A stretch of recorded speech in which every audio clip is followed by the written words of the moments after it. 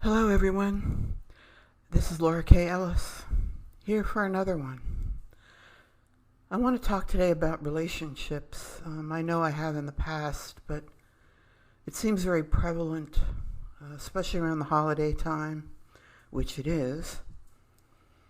And I've noted that whether you're a celebrity, whether you're not, everyday people, it really runs a theme that I've absolutely noted.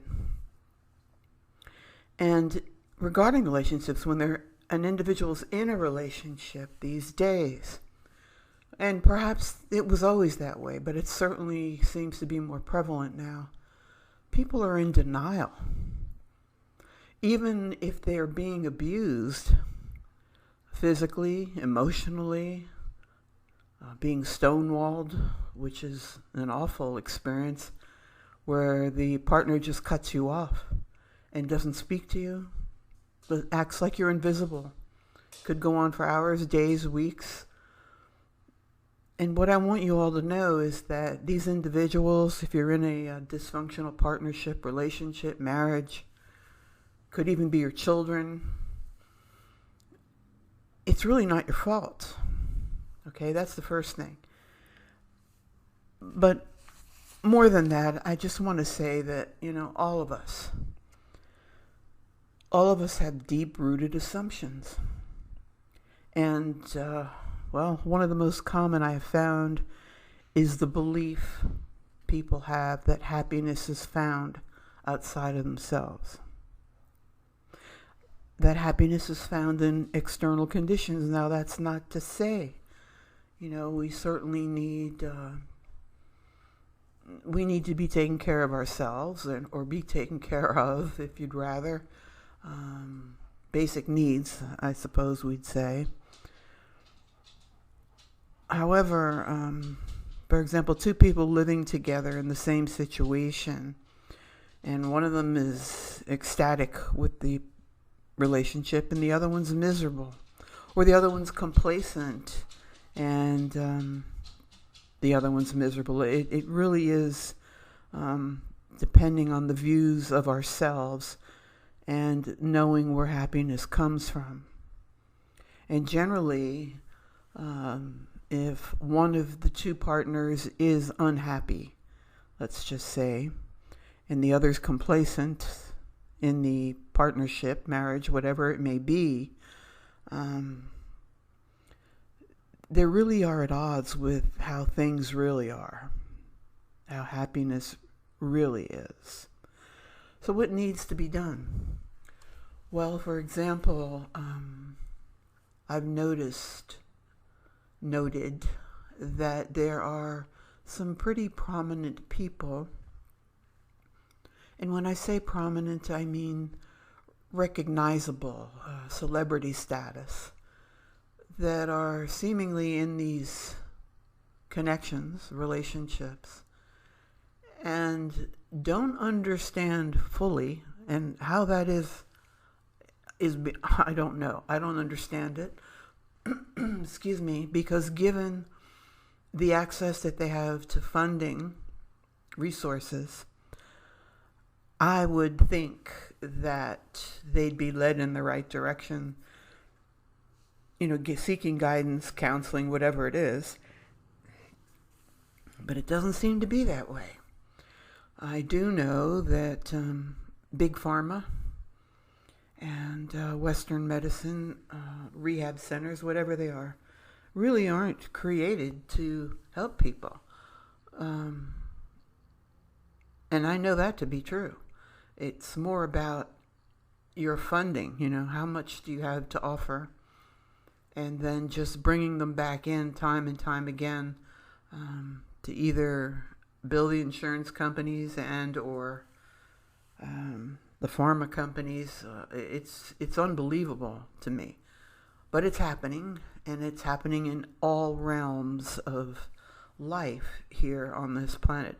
But right now I'm speaking about the USA because that's where I reside and that's what I'm familiar with. So back to people that have access to the best of resources, we'll say. And yet I've noted that they don't understand why their partners or the partners that were, if they're in a process of divorce or have been separated, why they did things the way they did that hurt them. Well, here's the answer. And it's in a 10-minute audio that I'm giving you today, okay? And the answer is, whether it's your husband or the wife, they are operating on past programs by default. Could be you. So, for example, you're in a relationship maybe years with a man. We're going to use this as an example. And the individual, after 20-some years, decides that he wants to separate. Even though from the outside looking in, things were looking really good. Money was flowing properly, very abundant, prosperity. They both seemed to take good care of themselves, the children, their businesses, whatever it is. This is my example. And then the husband decides that he's going to up and leave once, who knows, whatever excuse they come up with, to explore life somewhat without being married. And these people are in their 40s and 50s, 60s, what have you. That's a little ludicrous, especially when there was no seemingly abuse in these connections, that marriages, whatever, that they were in together.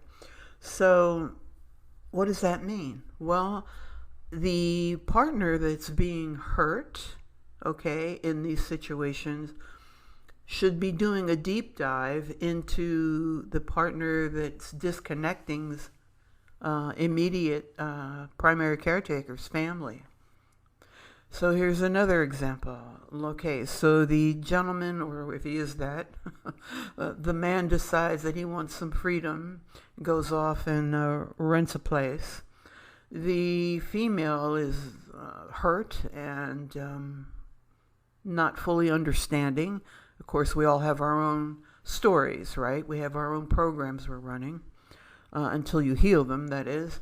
And so the gentleman that walks away, the husband, partner, whatever he may be, after so many years, or maybe not even so many years, but walks away from the connection that seemingly had no big challenges,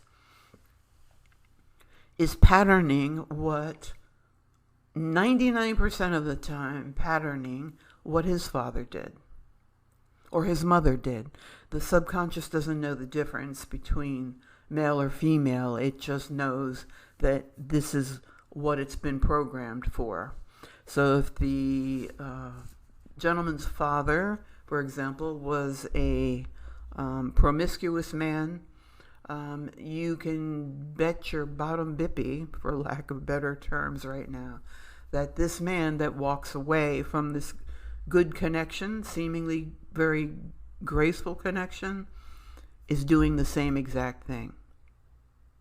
Now, my question is, and I do have one, why don't these individuals understand that? Why are they in denial with their heads buried in the sand? Oh, he'll come back one day and things will be great. Why would you want someone back that did that? Where's your self-esteem? Where's your self-value in all of this?